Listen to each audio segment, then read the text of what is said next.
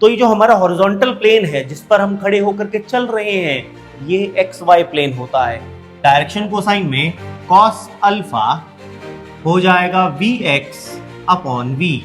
यहां पर ये जो वर्टिकल कंपोनेंट है रिएक्शन का ये वेट को बैलेंस कर लेता है, लेकिन हॉरिजॉन्टल कंपोनेंट आगे की डायरेक्शन में बन जाता है। अब आई वाले में से आई माइनस होगा, जे वाले में से जे और के वाले में से के। Vector x when added to the sum of a and b gives a unit vector along y axis। यही था ना सवाल, देखो तो इक्वेशन बन जाएगी a plus b plus vector x equals to j। Find a vector having the magnitude as b। Magnitude किसके जैसा चाहिए? b वेक्टर के जैसा, तो b का मैग्नीट्यूड निकालना पड़ेगा।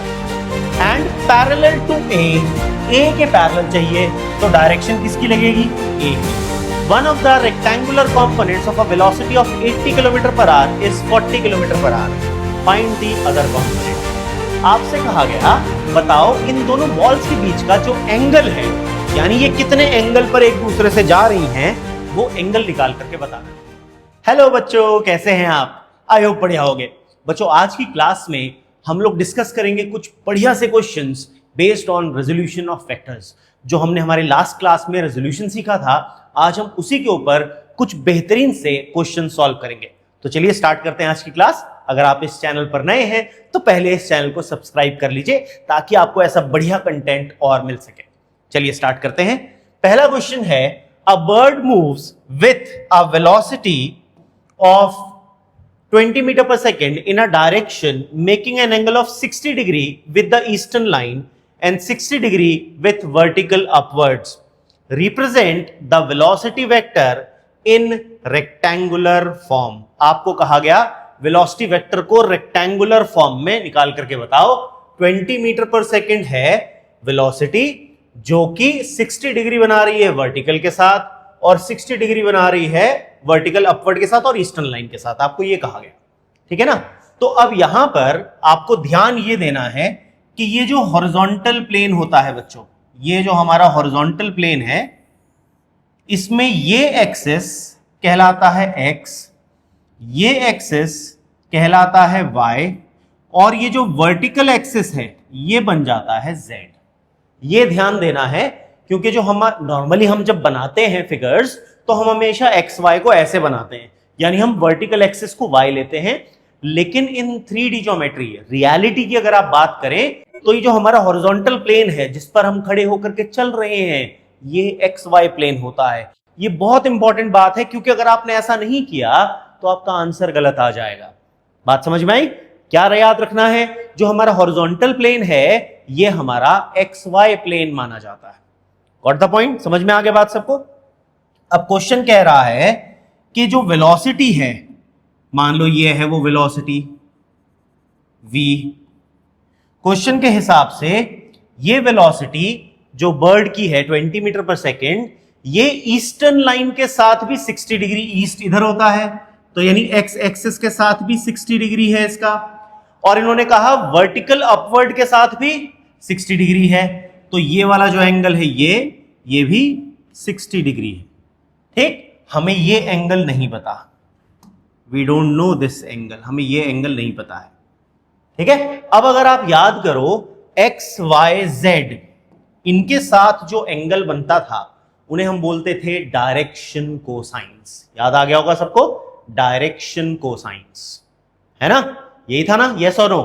तो हमें डायरेक्शन कोसाइंस दे रखे हैं। यहां पर आपको अल्फा की वैल्यू दी गई है क्वेश्चन के हिसाब से, अल्फा की वैल्यू आपको दी गई है 60 डिग्री एक्स एक्सिस वाला, बीटा आपको नहीं पता, क्वेश्चन में आपको गामा दिया गया है that is also 60 degree, Z axis वाले को बोलते हैं हम गामा। ठीक है, आपको v की वैल्यू दे दी गई है 20 मीटर पर सेकेंड और क्वेश्चन आपसे कह रहा है रेक्टेंगुलर फॉर्म। रेक्टेंगुलर फॉर्म यानी आपको vx की वैल्यू निकालनी है, vy की वैल्यू निकालनी है और vz की वैल्यू भी कैलकुलेट करनी है। यह है सवाल, आपसे यह कहा गया vx, vy एंड vz आपको निकालने पड़ेंगे, फिर i cap, j cap, k cap लगा देना, रेक्टेंगुलर फॉर्म आ जाएगी। आई होप क्वेश्चन समझ में आया सबको। अब उसके लिए हम क्या करें, उसके लिए हम यूज करेंगे डायरेक्शन कोसाइंस का। डायरेक्शन कोसाइन में cos अल्फा हो जाएगा वी एक्स अपॉन वी। तो वी एक्स की वैल्यू आ जाएगी वी कॉस अल्फा। अल्फा हमारे को 60 डिग्री दिया, वी है 20, तो 20 और कॉस 60 होता है 1/2, तो मेरे पास वी एक्स की वैल्यू आ गई 10। वी एक्स आ गया। अब ऐसे ही आप वी जेड निकाल सकते हैं, क्योंकि अगर आप कॉस गामा यूज करें तो वो कॉस गामा भी क्या होगा, कॉस गामा हो जाएगा वी जेड अपॉन वी। तो आपके पास वी जेड की वैल्यू आ जाएगी वी कॉस गामा। तो आपके पास वी जेड आ जाएगा, अगर आप देखो v है 20 और cos 60 1/2, तो vz भी आ गया आपके पास 10। ठीक है, vx vz दोनों आ गए। अब आपको निकालना है vy, तो यहां पर v का फॉर्मूला लगा लो। v होता था under root of vx square plus vy square plus vz square, yes और नो। तो vz की वैल्यू आ जाएगी under root of v square minus vx square minus v y square, value डाल दो तो आपके पास आ जाएगा अंडर रूट ऑफ 20 का स्क्वायर दैट इज 400 माइनस 10 का स्क्वायर दैट इज 100 माइनस 10 का स्क्वायर दैट इज 100। तो वी जेड आ जाएगा under root of 200 that is 10√2। तो हमारे पास वी जेड भी आ गया। अब वेलोसिटी v वेक्टर को लिखा जाएगा as v x i cap plus v y j cap plus v z k cap. ऐसे तो लिखते हैं हम रेक्टेंगुलर फॉर्म में, यस और नो। तो अब हमें क्या करना है, v x v y v z की वैल्यू उठा करके डाल देनी है। तो हमारे पास आ जाएगा v vector equals to 10 i cap plus 10√2 j cap plus 10 k cap meter पर सेकेंड। ये है आपका final answer of velocity vector. यहां पर हमने क्या यूज किया बच्चों, हमने यूज किए डायरेक्शन कोसाइंस। आई होप आपको ये क्वेश्चन क्लियर हो गया। चलिए चलते हैं हमारे नेक्स्ट क्वेश्चन पर। Can the walk of a man B an example of resolution of vector, if yes how? क्या हमारा चलना वेक्टर रेजोल्यूशन का एक एग्जाम्पल है, अगर हां तो कैसे? तो चलिए समझते हैं। मान लीजिए ये ग्राउंड है और हम यहां पर इंसान का बना रहे हैं पैर।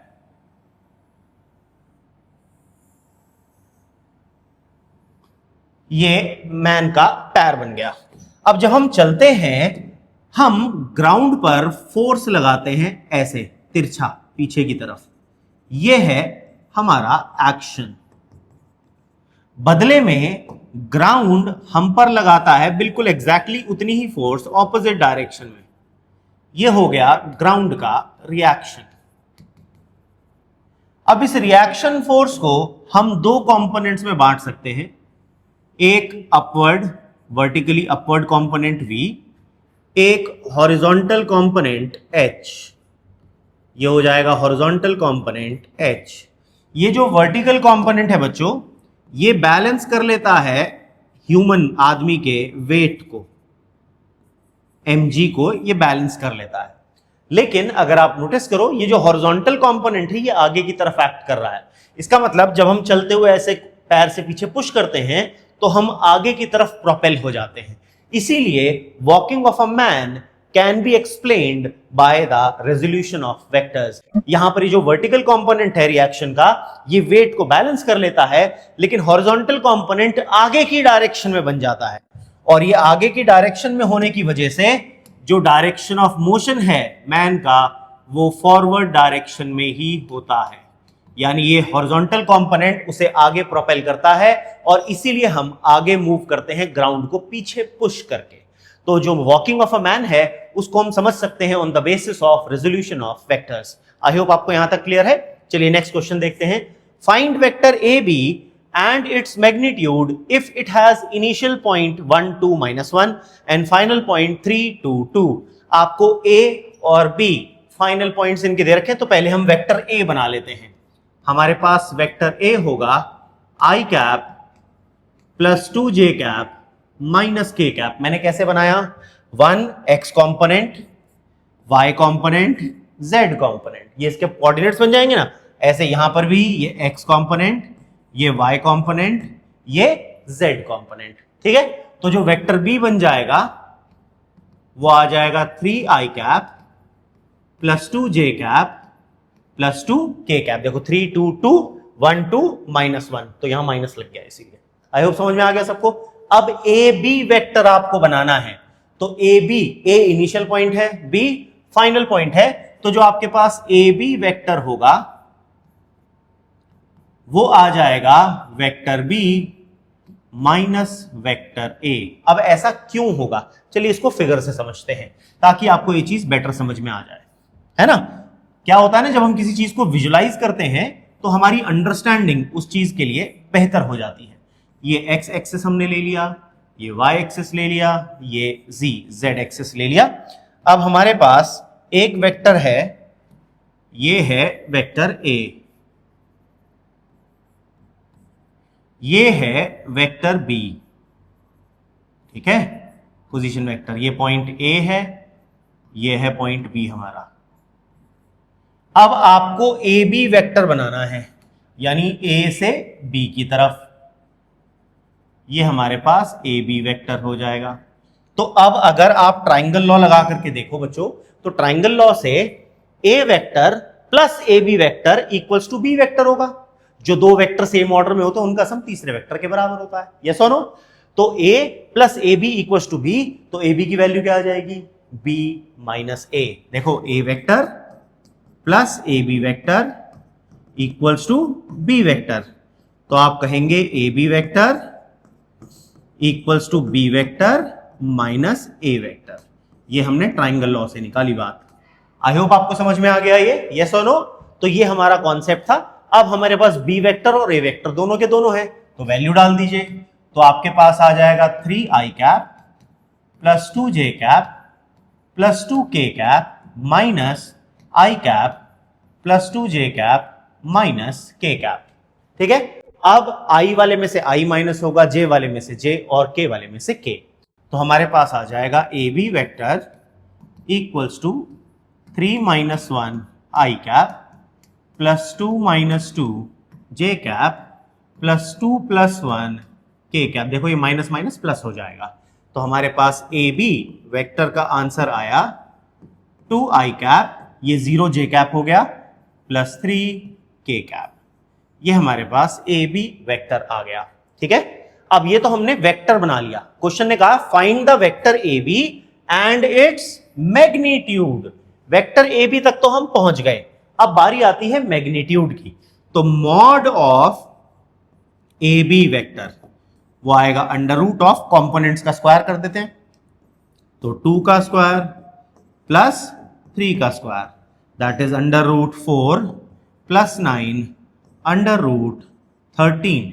यह है इसका मैग्नीट्यूड। तो दूसरा आंसर उसका मैग्नीट्यूड भी हमने बच्चों कैलकुलेट कर लिया। आई होप आपको यहां तक समझ में आ गया। चलिए चलते हैं हमारे अगले सवाल पर। क्वेश्चन है find a unit vector parallel to the resultant of the vectors A and B.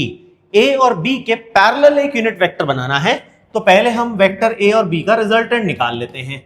ए है i4 1 4 एंड -2, ठीक है, और बी है 3 -5 1। बी है हमारे पास 3 -5 एंड 1। देखो ये ए और बी वेक्टर्स हमारे पास आ गए।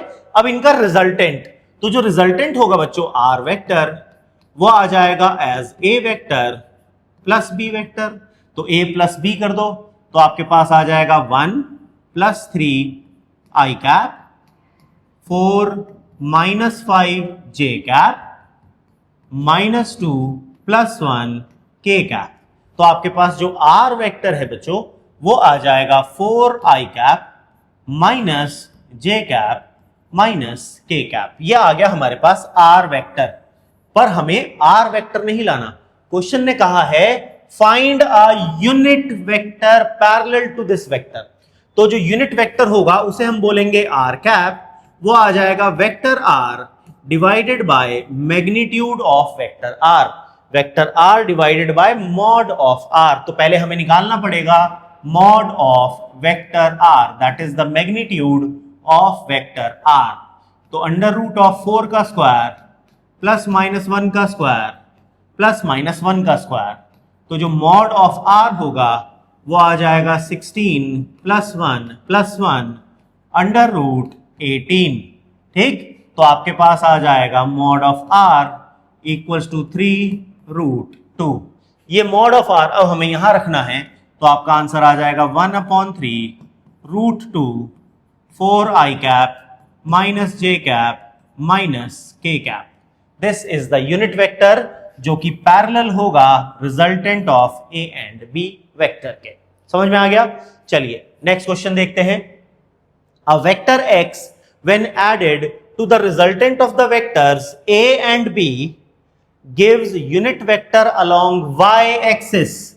y axis का यूनिट वेक्टर कौन सा होता है बच्चों? वो होता है j कैप। यानी आपको जब a और b का जो सम है उसमें हमने कुछ ऐड किया, ठीक है, the resultant of vector a and b when x is added to resultant of a and b, answer आया j कैप। आपको निकालना है वेक्टर x क्या है। ठीक, तो पहले a एंड b लिख लेते हैं।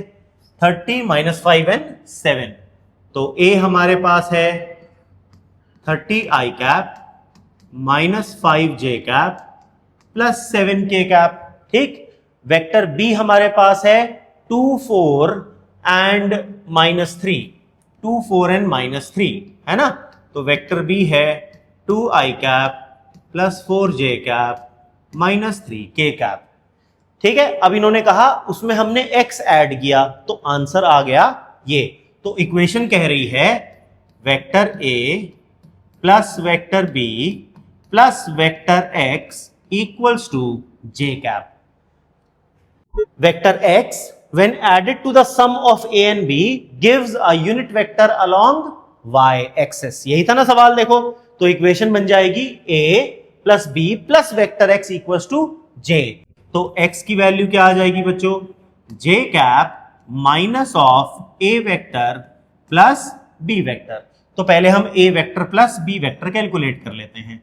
तो a vector plus b vector आ जाएगा आपके पास 30 + 2 i cap minus 5 + 4 j cap 7 - 3 k cap. यही बनेगा देखो। तो हमारे पास आ जाएगा 32 i cap minus j cap plus 4 k cap. ये हमारे पास a प्लस b वेक्टर आ गया। अब यहां वैल्यू रख दो, तो x vector equals to j cap minus of 32 i cap minus j cap plus 4 k cap. Minus जैसी ब्रैकेट ओपन करोगे अंदर सारे साइन पलट जाएंगे, तो x वेक्टर आ जाएगा j cap minus 32 i cap plus j cap minus 4 k cap. j plus j हो जाएगा 2j, तो x वेक्टर आ जाएगा minus 32 i cap plus 2j cap minus 4 k cap. ये आ गया हमारे पास अननोन वेक्टर x जो कि क्वेश्चन ने हमसे मांगा था। ठीक, तो चलिए अब देखते हैं अगला क्वेश्चन। क्वेश्चन है two forces F1 and F2 are acting simultaneously at a point, what is the magnitude of the resultant force. बहुत ही आसान है, रिजल्टेंट का मैग्नीट्यूड निकालना है आपको। ये गिवन है 3i cap plus 4j cap. तो F1 वेक्टर आपको दिया गया है 3i cap plus 4j cap, और क्योंकि k नहीं है तो अभी के लिए हम लिख लेते हैं उसे 0k कैप। F2 है 3j plus 4k। F2 vector हमारे पास है 3j, तो यानी 0i 3j and 4k। Question ने कहा है what is the magnitude, resultant force का मैग्नीट्यूड। तो पहले रिजल्टेंट फोर्स निकाल लेते हैं। तो F जो रिजल्टेंट फोर्स है वो F1 प्लस F2 से हमें मिलेगी। तो हमारे पास आ जाएगा 3 + 0 i cap 4 + 3 j cap 0 + 4 k cap. तो हमारे पास F वेक्टर आ जाएगा बच्चों 3i cap plus 7j cap plus 4k cap. ये तो आ गई रिजल्टेंट फोर्स। क्वेश्चन ने ये नहीं कहा, क्वेश्चन ने कहा इसका मैग्नीट्यूड निकालो। तो जो मॉड ऑफ वेक्टर F होगा वो आ जाएगा अंडर रूट ऑफ 3 का स्क्वायर प्लस 7 का स्क्वायर प्लस 4 का स्क्वायर, है ना। तो आप इसको सॉल्व कर लेंगे तो आपके पास अंडर रूट 9 प्लस 49 प्लस 16, तो ये 58 और 6 64 74 रूट 74 आ जाएगा आपके पास। ठीक है ना, बस ये आपके पास आंसर आ जाएगा रूट 74। Got it. चलिए नेक्स्ट सवाल देखते हैं। If vector A and B are this and this, find a vector having the magnitude as B. Magnitude किसके जैसा चाहिए? बी वेक्टर के जैसा, तो बी का मैग्नीट्यूड निकालना पड़ेगा। एंड पैरेलल टू ए के पैरेलल चाहिए, तो डायरेक्शन किसकी लगेगी? ए की, तो इसका लगेगा मैग्नीट्यूड, बी का हमें लगाना पड़ेगा मैग्नीट्यूड, और ए की हमें लगानी पड़ेगी डायरेक्शन, तब हमारे पास वो वेक्टर बन जाएगा। तो जो वेक्टर एक्स हमें कहा गया है वो वेक्टर एक्स होगा mod of B, magnitude B का और डायरेक्शन ए की। तो मैग्नीट्यूड के लिए मॉड ऑफ बी लिखते हैं और ए की डायरेक्शन के लिए ए कैप लिखते हैं। तो मुझे क्या चाहिए यहां पर? मुझे mod of B A cap निकालना है। तो पहले मॉड ऑफ बी निकाल लेते हैं। बी है 7i प्लस 24j, तो बी वेक्टर हमें दिया गया है 7i प्लस 24j, है ना। तो अगर हम मॉड ऑफ बी निकालें बच्चों, तो उसके लिए क्या करना पड़ेगा? अंडर रूट ऑफ 7 का स्क्वायर प्लस 24 का स्क्वायर, इसे आप सॉल्व कर लोगे। इसी तरीके से अब आपको वेक्टर ए दिया गया है। वेक्टर ए है 3 प्लस 4, 3i प्लस 4j, तो पहले हमें मॉड ऑफ ए भी चाहिए होगा, तो आ जाएगा अंडर रूट 3 का स्क्वायर प्लस 4 का square, that is 5। Mod of a भी आ गया। अब हमें चाहिए ए कैप। ए कैप कैसे निकालते हैं? Vector a divided by mod of a, तो हमारे पास आ जाएगा 1/5 3i प्लस 4j, ये आ जाएगी वैल्यू। ठीक है ना। अब आपसे कहा गया आप वेक्टर एक्स निकालो, तो आप ए कैप की वैल्यू पुट कर दो और मॉड ऑफ बी की वैल्यू पुट कर दो, आपके पास आंसर बन जाएगा। समझ में आया सबको? ये सो नो पक्का से बताओ, हो गया क्लियर? अगले सवाल पर चलें, सॉल्व कर लोगे इसको। चलिए नेक्स्ट क्वेश्चन देखते हैं। क्वेश्चन है one of the rectangular components of a velocity of 80 kilometre per hour is 40 kilometre per hour, find the other component. आपको कहा गया वेलोसिटी है 80 किलोमीटर पर आवर, हमने मान लिया हमें Vx दिया गया है और वो है 40 किलोमीटर पर आवर। आपको Vy निकाल करके बताना है, ये है सवाल। कुछ भी नहीं करना क्वेश्चन में, बहुत आसान है। आपको टोटल वेलोसिटी पता है, एक कंपोनेंट पता है, तो अगर आप ध्यान दो v का मैग्नीट्यूड का फॉर्मूला होता था under root of Vx square plus Vy square, तो आपके पास Vy का फॉर्मूला हो जाएगा अंडर रूट v का स्क्वायर माइनस Vx का स्क्वायर। v और Vx दोनों है, पुट कर दो। अंडर रूट ऑफ 80 का स्क्वायर माइनस 40 का स्क्वायर, तो अंडर रूट ऑफ 6400 माइनस 1600, तो Vy आपके पास आ जाएगा 69.28 किलोमीटर पर आवर। ये हमारे पास Vy कंपोनेंट आ गया। ठीक, चलिए नेक्स्ट सवाल देखते हैं। 2 billiard balls are rolling on a flat table. 2 billiard balls हैं, दोनों रोल कर रही हैं। क्वेश्चन ने कहा उसका Vx कंपोनेंट और Vy कंपोनेंट पहली बॉल का, दूसरी बॉल का Vx डैश और Vy डैश कंपोनेंट आपको दिया गया। आपसे कहा गया बताओ इन दोनों बॉल्स के बीच का जो एंगल है, यानी ये कितने एंगल पर एक दूसरे से जा रही हैं, वो एंगल निकाल करके बताना है।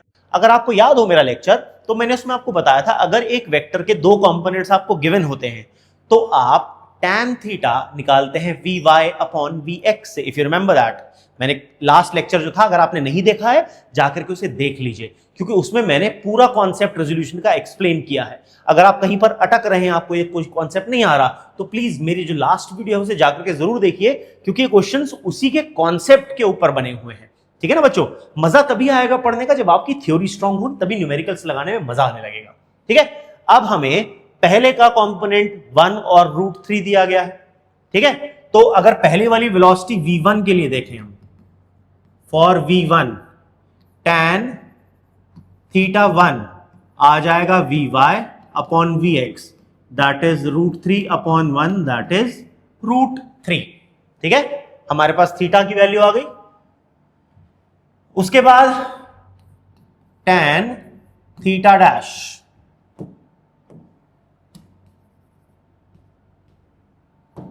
अब हम देखेंगे tan theta dash second velocity के लिए फॉर v2, दूसरी वाली जो वेलोसिटी है उसके लिए tan थीटा डैश देखते हैं। उसके लिए हमें कंपोनेंट दिए गए हैं as 2 and 2, vy dash upon vx dash, तो 2/2 दैट इज 1। ये आ गया हमारे पास, है ना। तो अब इससे हमारे पास थीटा की वैल्यू आ गई 60 डिग्री, और इससे आ गया थीटा डैश आ गया 45 डिग्री। हमें निकालना है इनके बीच का एंगल, हमें ये एंगल चाहिए डेल्टा थीटा, इस डेल्टा थीटा की वैल्यू चाहिए। तो जो डेल्टा थीटा होगा बच्चों वो आ जाएगा theta minus theta dash 60 degree minus 45 degree, तो डेल्टा थीटा आ जाएगा 15 डिग्री, जो कि हमारा आंसर है। आपसे कहा गया बताओ इन दोनों वेलोसिटीज के बीच में क्या एंगल होगा। ये पहले वाली बॉल की वेलोसिटी एंगल थीटा पर, दूसरी वाली बॉल की वेलोसिटी एंगल थीटा डैश पर, तो इन दोनों के बीच का जो एंगल है वो है हमारा डेल्टा थीटा। उसकी वैल्यू आ गई दोनों को माइनस करके, which is 15 degrees. I hope आपको यहां तक मेरा पढ़ाया समझ में आ रहा होगा बच्चों। अगर आपको मजा आने लगा है और ये सवाल आपको अच्छे से समझ में आए हैं तो प्लीज इस चैनल को सब्सक्राइब जरूर कीजिए, मेरी इस वीडियो को शेयर जरूर करें। अपना प्यार मुझे कमेंट में दे, मुझे बड़ा अच्छा लगेगा अगर आपसे अप्रिसिएशन मुझे मिलेगा इन द कमेंट्स। मिलते हैं हमारी अगली क्लास में, तब तक के लिए जय हिंद।